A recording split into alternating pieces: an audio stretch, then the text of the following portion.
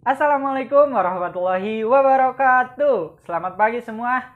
Apa kabar? Semoga kita semua selalu diberikan kesehatan ya.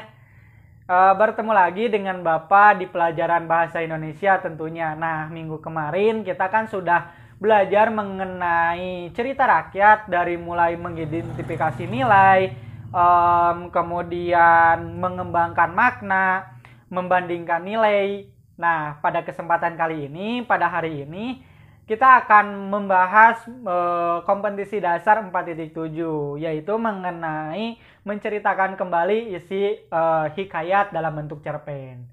Nah, bagaimana sih cara menceritakan kembali hikayat dalam bentuk cerpen tersebut? Nah, pada kesempatan kali ini, teknisnya teman-teman nanti Bapak akan kasih satu video di mana video tersebut berisikan cerita rakyat yang menceritakan suatu kejadian atau suatu peristiwa. Nah, teman-teman semua akan menonton video tersebut dan nantinya teman-teman semua akan disuruh untuk menceritakan apa yang teman-teman tonton. Bisa dipahami? Jadi intinya seperti ini. Nanti teman-teman akan menonton satu video di mana video tersebut berisikan cerita rakyat. Nah, teman-teman diharapkan bisa menyimak video tersebut dan nantinya di akhir setelah video tersebut selesai, teman-teman semua akan disuruh untuk menceritakan kembali apa yang teman-teman simak dari video tersebut. Bisa dimengerti? Oke, jika bisa dimengerti, langsung saja ya Bapak tayangkan video tersebut untuk mengefektifkan waktu juga. Langsung saja, ini dia videonya, selamat menyaksikan. Legenda Sang Kuryang. Pada zaman dahulu kala, di sebuah kerajaan Jawa Barat, hiduplah seorang putri raja yang sangat cantik jelita bernama Dayang Sumbi.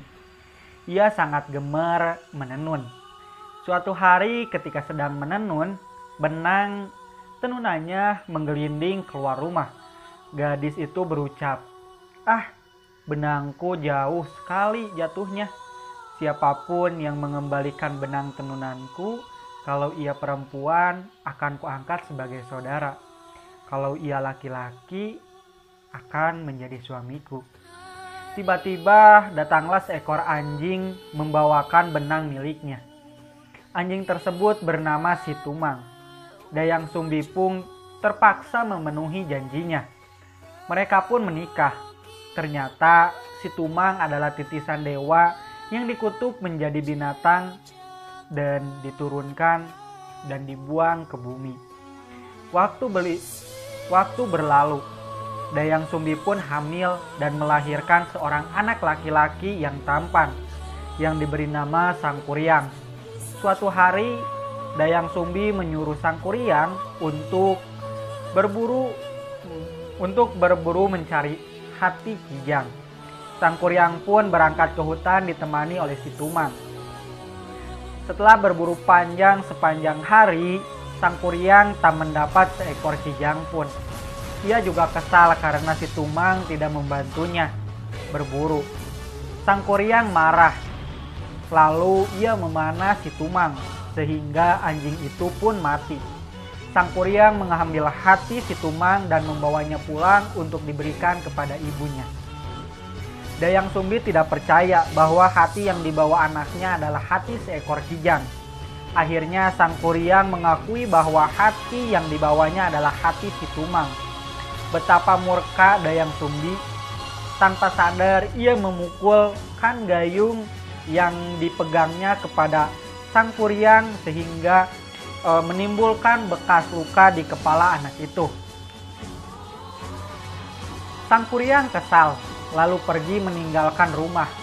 Dayang Sumbi menyesali perbuatannya. Dengan perasaan sedih, ia mengasingkan diri. Kesungguhan dalam bertapa membuat dewa menganugerahkan kecantikan yang abadi. Tahun berganti tahun, Sang Kuryang tumbuh menjadi pemuda yang tampan dan gagah. Selain itu, ia juga mempunyai berbagai ilmu kesaktian karena berguru dengan beberapa petapa sakti. Suatu hari ketika sedang mengembara, ia sampai di satu tempat. dan bertemu seorang gadis cantik dan mempesona. Ia adalah Dayang Sumbi.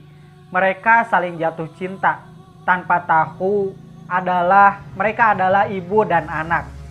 Sang Kuryang pun hendak untuk meminangnya. Ketika mendekati pertunangan, Sang Kuryang bermaksud pergi berburu. Ketika akan pergi, Dayang Sumbi mengaitkan kain di kepala calon suaminya. Dayang Sumbi melihat bekas luka yang sama seperti bekas luka anaknya itu. Ia sangat terkejut dan yakin bahwa calon suaminya adalah anak kandungnya. Dayang Sumbi segera mencari akal untuk menggagalkan pernikahannya. Ia mengajukan persyaratan, yaitu membendung Sungai Citarum dan membuatkan sampan yang besar. Kedua syarat itu harus selesai sebelum fajar. Sang Kuryang menyanggupinya. Sang Kuryang pun meminta bantuan para makhluk gaib untuk menyelesaikan tugasnya. Sebelum fajar menyingsing, Sang Kuryang telah hampir menyelesaikan tugas yang diberikan oleh Dayang Sumbi. Dayang Sumbi pun panik. Ia meminta perempuan desa untuk menubuk padi. Ayam jago pun berkokok karena mengira fajar telah datang. Para makhluk gaib yang membantu Sang Kuryang pun ketakutan. Sang Kuryang sangat kesal. Usahanya gagal sudah. Dengan marah, ia menjebol tanggul yang telah hampir selesai dibuatnya. Akhirnya terjadi banjir yang melanda seluruh desa. Sampan yang juga telah jadi pun ia tendang, sehingga terlempar jauh dan terbalik. Sampan besar itu pun lama-kelamaan berubah menjadi gunung, yang kemudian diberi nama Gunung Tangkuban Parahu, yang artinya perahu terbalik. Terima kasih. Nah, itu dia teman-teman semua tayangan video cerita rakyat yang menceritakan tentang legenda Sang Kuryang. Nah, mungkin teman-teman semua juga tidak asing lagi dengan legenda Sang Kuryang ini, karena legenda Sang Kuryang ini sudah terkenal gitu. Sudah beberapa kali juga difilmkan di tayangan televisi. Nah, seperti yang Bapak katakan tadi, bahwasanya setelah teman-teman menonton video, teman-teman akan disuruh untuk menceritakan kembali hasil dari simakan teman-teman. Nah, langsung saja ya, silakan kepada Abdul untuk menceritakan kembali hasil simakan dari video tersebut. Silakan Abdul.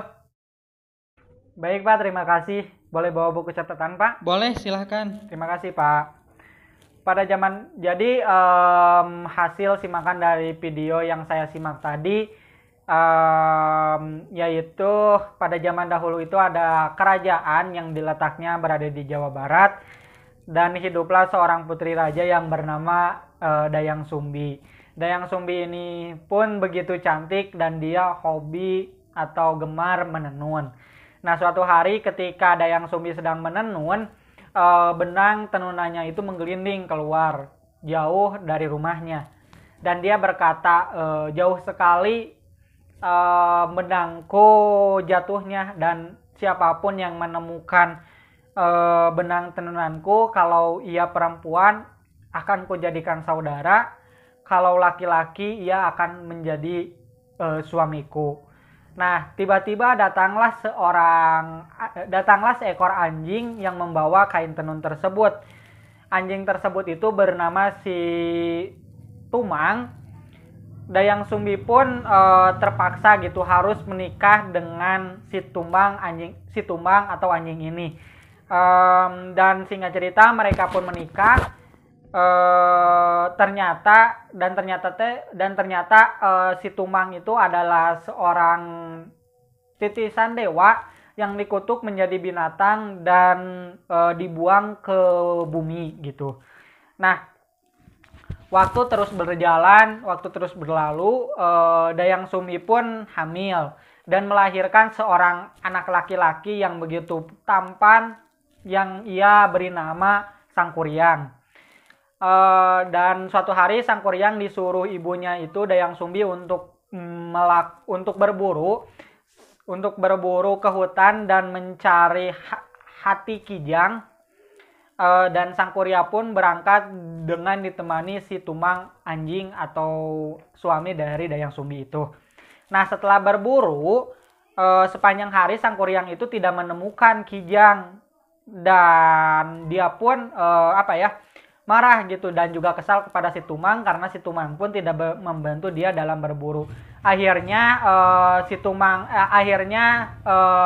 si Sang Kuryang tersebut memanah si Tumang dan si Tumang pun atau anjing itu pun mati. Dan dia mengambil hati si Tumang itu untuk diberikan kepada ibunya. Sepulangnya ia di rumah, ia mengasih hati si Tumang tersebut dengan alasan bahwa hati itu adalah hati Kijang. Tapi ibunya tidak percaya.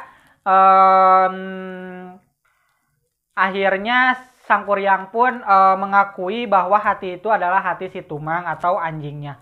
Betapa murkanya Dayang Sumbi, dia pun langsung memukul dengan gayung yang ia pegangnya kepada Sang Kuryang hingga menyisakan bekas luka di kepalanya. Nah, Sang Kuryang pun kesal gitu lalu pergi meninggalkan rumah Dayang Sumbi. Menyesali perbuatannya, Dayang Sumbi pun dengan sedih ia mengasingkan diri ke salah satu tempat untuk mengasingkan diri. Nah, kesungguhan dalam bertapa membuat para dewa juga memberikan atau menganugerahi kecantikan yang abadi kepada Dayang Sumbi. Nah, tahun terus berganti, Sang Kuryang tumbuh menjadi pemuda yang tampan dan juga gagah. Nah, singkat cerita, Sang Kuryang mengembara. Ia sampai di satu tempat dan bertemu dengan seorang gadis yang tak lain dan tak bukan adalah Dayang Sumbi. Nah, mereka pun saling jatuh cinta tanpa tahu bahwa mereka adalah ibu dan anak Sang Kuryang dan anak Sang Kuryang dan anak. Nah, Sang Kuryang pun hendak gitu untuk meminangnya. Nah, ketika mendekati pertunangannya, Sang Kuryang itu bermaksud untuk berburu ke hutan. Tetapi sebelum berangkat, Dayang Sumbi mengikatkan tali kepala kepada kepala Sang Kuryang, dan Dayang Sumbi pun melihat luka di kepala Sang Kuryang yang sama dengan bekas luka anaknya yaitu Sang Kuryang. Ia sangat terkejut dan yakin bahwa calon suaminya itu adalah Sang Kuryang, anak kandungnya sendiri. Nah, Dayang Sumbi pun mencari akal untuk menggagalkan pernikahannya. Nah, ia pun mengajukan persyaratan di mana Sang Kuryang itu harus membendung Sungai Citarum dan membuatkan sampan yang besar dan harus selesai sebelum fajar gitu. Dan Sang Kuryang pun menyanggupinya. Sang Kuryang meminta bantuan para makhluk gaib untuk menyelesaikan tugasnya itu. Nah, sebelum fajar menyingsing pun Sang Kuryang itu telah hampir selesai gitu untuk menyelesaikan persyaratan itu. Tetapi Dayang Sumbi pun mulai panik gitu ketika melihat persyaratan itu hampir selesai dilakukan oleh Sang Kuryang. Tetapi Dayang Sumbi meminta perempuan desa gitu untuk menumbuk padi, dan ayam jago pun berkokok karena mengira fajar juga sudah datang gitu. Para makhluk gaib pun yang membantunya juga mulai ketakutan gitu. Nah, kemudian Sang Kuryang juga sangat kesal gitu setelah usahanya itu gagal total gitu. Dengan marah ia menjebol tanggul yang sudah hampir selesai ia buat, dan akibatnya terjadi banjir di seluruh desa. Kemudian sampan yang telah selesai ia buat juga ia tendang sampai terlempar jauh dan terbalik, dan sampan tersebut lama-kelamaan bertumbuh menjadi sebuah gunung yang kemudian diberi nama Gunung Tangkuban Parahu, atau yang artinya perahu terbalik. Itu mungkin Pak simakan hasil dari simakan saya. Terima kasih. Wassalamualaikum warahmatullahi wabarakatuh. Nah, bagus sekali. Berarti tadi Abdul menyimak dengan baik ya video tayangan video yang Bapak berikan. Nah, semoga teman-teman semua juga bisa menyimak dengan baik seperti yang barusan Abdul lakukan gitu. Nah, tadinya Bapak ingin tes kalian satu persatu untuk maju ke depan dan menyampaikan hasil simakan kalian, tetapi mengingat waktu juga tidak akan cukup, jadi Bapak putuskan untuk yang lainnya Bapak akan laksanakan tesnya minggu depan saja. Itu dia materi mengenai melestarikan nilai kearifan lokal melalui cerita rakyat. Pada kompetisi dasar 4.7 mengenai menceritakan kembali isi hikayat dalam bentuk cerpen. Nah, sebelum Bapak menutup pertemuan kali ini, bagi teman-teman semua, jika ada yang ingin ditanyakan atau ada yang ingin didiskusikan, disilahkan kepada teman-teman semua. Dan jika tidak ada yang ingin ditanyakan, mungkin Bapak akan tutup saja pertemuan kali ini. Ada yang ditanyakan? Tidak ada? Oke. Jika tidak ada, Bapak tutup saja pertemuan kali ini. Terima kasih atas perhatiannya dan kerjasamanya, dan mohon maaf jika penyampaian Bapak kurang hikmat, mohon ampun jika penyampaian Bapak kurang santun. Jadikan semua orang sebagai guru, jadikan semua tempat sebagai sekolah. Terima kasih. Wassalamualaikum warahmatullahi wabarakatuh.